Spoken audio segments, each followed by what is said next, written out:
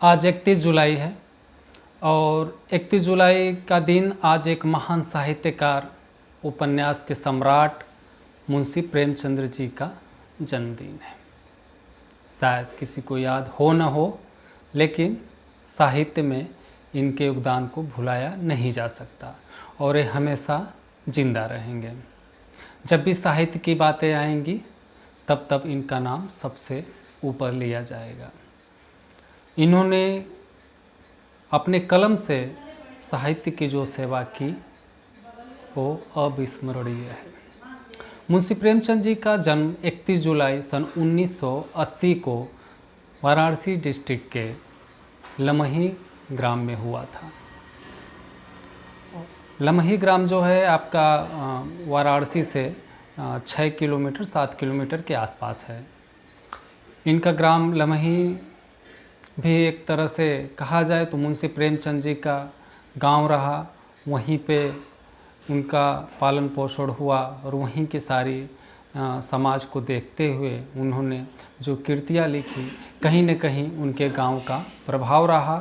और जो भी उस समय सामाजिक गतिविधियाँ थी हमारी, उनकी कोई भी कृति उठा के देख लें, उनका कोई उपन्यास हो, कोई भी निबंध हो, कोई भी उनकी कहानियाँ हो, तो जो कहानियों में झलक मिलती है, उनकी कहानियाँ पढ़ के उस समय के समाज का हम अंदाज़ा लगा सकते हैं कि पूरा समाज जो है हमारा उनके कहानियों में दिखता है।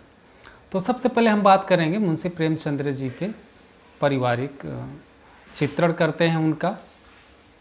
तो मुंशी प्रेमचंद जी का जो जन्म हुआ था बता ही दिया आपको कि 31 जुलाई सन 1980 में ग्राम लमही में हुआ था। अगर अभी कभी भी बनारस आएँ और आपको मुंशी प्रेमचंद जी के गांव जाना पड़े तो आप सीधा पांडेपुर चौराहा पे आइए। वहाँ से आपको वहाँ से 4 किलोमीटर के आसपास 5 किलोमीटर के आसपास मुंशी प्रेमचंद जी का गांव पड़ेगा, उससे कम ही पड़ेगा और आप वहाँ से आसानी से जा सकते हैं। कहने का मतलब कि जो मुंशी प्रेमचंद का गांव है वो साहित्य के धर्म स्थल से कम नहीं है। मुंशी प्रेमचंद जी का जो जन्म हुआ था वो एक निर्धन परिवार में हुआ था। ये शुरू से ही गरीबी के शिकार हुए और इनके माताजी का जब ये 7 साल के थे तभी इनके माताजी का देहावसान हो गया। और आपके पिताजी भी जब आप 14 साल के थे तो आपके पिताजी भी चल बसे। तो इसलिए 14 साल की उम्र में ही पूरे परिवार की जिम्मेदारी आना, वो सब समझ सकते हैं कि मतलब कितनी बड़ी दिक्कत आई होगी जब 14 साल की उम्र हो और माता पिता का साया चला जाए और सारी पारिवारिक जिम्मेदारियां खुद पे आ जाए। और इनका बचपन में ही एक शादी हो गई थी, लेकिन फिर उस शादी का कोई वो मतलब नहीं रहा क्योंकि उनके योग्य नहीं हो रही। तो फिर उन्होंने दूसरी भी शादी की, जो उनकी पत्नी का नाम था वो शिवरानी था, दूसरी पत्नी का नाम। तो उन्हीं के साथ उन्होंने आगे जीवन बिताया। और पिताजी का नाम इनका अजायब राय था और इनके माताजी का नाम आनंदी देवी था। और मुंशी प्रेमचंद जी का जीवन शुरुआत में आर्थिक तंगी में जूझता रहा। ठीक से इनकी पढ़ाई नहीं हो पाई। ये मैट्रिक पढ़ते हुए और अन्य बच्चों को पढ़ाते हुए इन्होंने किसी तरह मैट्रिक पास किया। फिर एक शिक्षक के पद पर गए और शिक्षक पे पद पे कार्य करते हुए इन्होंने वहीं से बीए की डिग्री भी हासिल की। फिर उसके बाद मुंशी प्रेमचंद जी ने मास्टरी का काम करते हुए यानी अध्यापक का कार्य करते हुए सन 1921 में डिप्टी साहब बन गए। डिप्टी साहब का मतलब कि जो इस समय जो इंस्पेक्टर होते, डिप्टी इंस्पेक्टर होते शिक्षा विभाग के, वो बन गए। यानी कि निरीक्षक बन गए जो स्कूलों का निरीक्षण करेंगे। तो गोरखपुर में तैनात हुए वो। फिर उसके बाद गांधी जी का आंदोलन आया। अब गांधी जी का आंदोलन आया तो उन्होंने गांधी जी ने अपील की सारे लोगों से, भाई कि सरकारी जॉब सारे लोग छोड़ें। तो उसमें प्रेमचंद जी ने अपना सरकारी पद से त्याग पत्र दे दिया और फिर उसके बाद वो कानपुर चले गए। कानपुर में एक मरवाड़ी स्कूल था, मरवाड़ी स्कूल में भी उन्होंने कुछ दिन वहाँ काम किया। उसके बाद फिर वो काशी विद्यापीठ, फिर रिटर्न बनारस आए और फिर काशी विद्यापीठ में वो प्रधानाध्यापक बने। कुछ दिन उसमें सेवा की और फिर बनारस चूँकि आ गए थे, तो फिर उन्होंने एक प्रेस खोला और प्रेस में उन्होंने कुछ पत्रिकाओं का पत्र का संपादन शुरू किया उसमें। तो सबसे पहले जो प्रेमचंद जी थे नवाब राय के नाम से, जैसे प्रेमचंद जी के नाम से बाद में मशहूर हुए, जैसे उनके बचपन का नाम धनपत राय था प्रेमचंद जी का, उनके गांव में उनको लोग धनपत राय बुलाते थे। फिर उनके बाद जब उन्होंने कुछ रचनाएं लिखी, जैसे उन्होंने एक रचनाएं लिखी थी उर्दू में जो सोजे वतन उनकी निकलती थी, और उन्होंने नवाब राय के नाम से मतलब अपना नाम अपने आप को नवाब राय दे चुके थे, तो नवाब राय के नाम से उन्होंने सोजे वतन निकालते थे। तो सोजे वतन काफ़ी क्रांतिकारी संरचना थी, और अंग्रेज़ों को लगा कि नहीं, उनकी संरचना से कहीं न कहीं हमको दिक्कत हो रही है, तो उनकी सोजे वतन संरचना को अंग्रेज़ों ने जब्त कर लिया।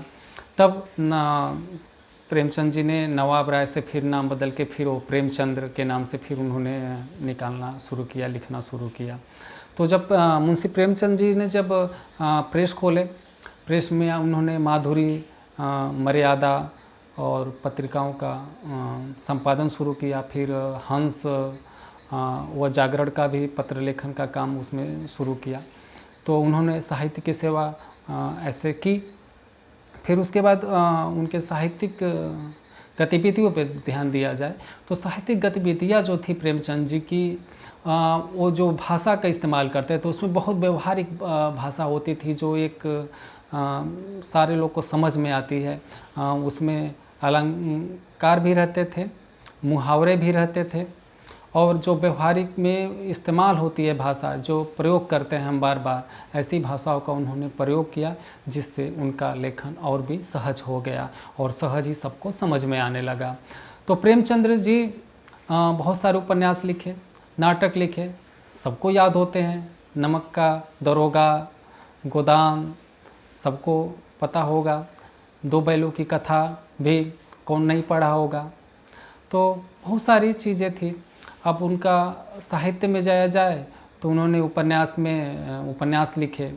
उपन्यास में उनका कर्मभूमि, कायाकल्प, निर्मला, प्रतिज्ञा, प्रेमाश्रम, वरदान, सेवा सदन, रंगभूमि, गबन और गोदान जैसे इनके उपन्यास थे।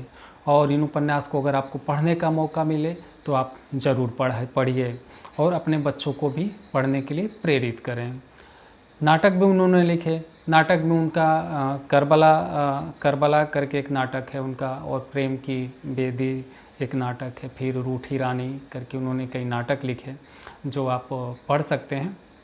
और कई जीवन चरित्र भी उन्होंने लिखे हैं, जिसमें उनका कलम है, तलवार है, और त्याग, दुर्गा दास, महात्मा शेख सादी और रामचर्चा कुछ उनके जो थे वो जीवन चरित्र थे। कहानियाँ भी आपने पढ़ी होगी, मंत्र कहानी कौन नहीं पढ़ा होगा, जिसमें उन्होंने एक निम्न और एक उच्च वर्ग के कर्म को दर्शाया है कि मतलब अपने अपने जगह रहते, एक निम्न व्यक्ति अपनी जगह है, एक उच्च व्यक्ति अपनी जगह है, और उन्हें अपने कैसे कर्म करने के लिए प्रेरित होते हैं, तो उसको दर्शाया गया है उसमें। तो मंत्र ज़रूर पढ़िएगा, जो नहीं पढ़े होंगे तो बहुत अच्छी कहानी है आपका। फिर कहानी में फिर नवनिधि, प्रेरणा, कफन भी एक कहानी है, बहुत अच्छी है। प्रेम पचीसी, अग्नि समाधि, प्रेम गंगा, और आपका सप्त सरोज, प्रेम प्रसून, सप्त सुमन, ये सब उनकी कहानियाँ हैं। और मुंशी प्रेमचंद्र जी को उपन्यास के जो है सम्राट प्रेमचंद्र साहित्य के सेवा करते करते इधर पत्र पत्रिकाओं का संपादन वो करते रहे। फिर उन्होंने 1934-35 में जाके मुंबई में एक फिल्म कंपनी थी कोई, उसमें 8,000 रुपये वार्षिकी पे, 8,000 यानी उनकी एक साल की पगार 8,000 रुपये निर्धारित की गई थी। तो उन्होंने जाके मुंबई में एक फिल्म कंपनी को ज्वाइन किया उन्होंने। फिर उसके बाद चूँकि अब एज तो कोई ज़्यादा नहीं थी, लेकिन सन 1936 में 9 अक्टूबर को उनके ही बनारस के गांव में कुछ बीमारी थी उनको, और उस वजह से उनकी मृत्यु हो गई। तो सन इनका पूरा जो यात्रा रही जीवन का, वो 31 जुलाई सन 1980 से लेके 9 अक्टूबर 1936 तक। उन्होंने इस दौरान अपने जीवन से संघर्ष करते हुए और पूरी साहित्य की सेवा की, और ये करीब आपका 1 दर्जन के आसपास उपन्यास की रचना की है, 300 कहानियों की रचना की है, और ये साहित्य में उपन्यास के सम्राट कहे गए। और हम सबसे गुजारिश यही करेंगे कि कहीं न कहीं हम अपनी मातृभाषा से दूर हो रहे हैं, और ठीक है इंग्लिश मीडियम हम करें, लेकिन कहीं न कहीं फिर आपको अपनी मातृभाषा से जुड़ें और अपने बच्चों को मुंशी प्रेमचंद जी की कहानियाँ पढ़ने के लिए प्रेरित करें, या उनको पढ़ने के लिए किताब वगैरह दें, ताकि वो पढ़ें और अपने एक साहित्यकार को जानें। क्योंकि जो मुंशी प्रेमचंद जी की साहित्य थी, वो एक साहित्य न हो के, एक किताब न हो के, एक जीवन ही उसमें पूरा उभर कर आया है। उस समय के जो जीवन जीने कैसे जीते थे लोग, कैसा समाज था, क्या क्या उस समय समाज में घटनाएं घटी, सारा समाज को उठा के अपने उपन्यास में, अपने कहानियों में उन्होंने रख दिया है। अगर कभी भी आपको उस समय के समाज को जानना है तो मुंशी प्रेमचंद जी के कहानियों को पढ़िए, उपन्यास को पढ़िए, आपको समझ में आ जाएगी। तो आज मुंशी प्रेमचंद जी का जन्मदिन था, और उस अवसर पे आज कुछ बिंदुओं पे हमने प्रकाश डालने की कोशिश की। कुछ गलतियाँ अगर हो गई होंगी तो मैं उसके लिए क्षमा चाहूँगा। बकिया आप लोग और हमसे ज़्यादा जानते हैं और जानना चाहिए, और हमें आशा है कि आप लोग मुंशी प्रेमचंद जी की ज़्यादा से ज़्यादा कहानियाँ पढ़ेंगे और अपने बच्चों को पढ़ने के लिए प्रेरित करेंगे। धन्यवाद।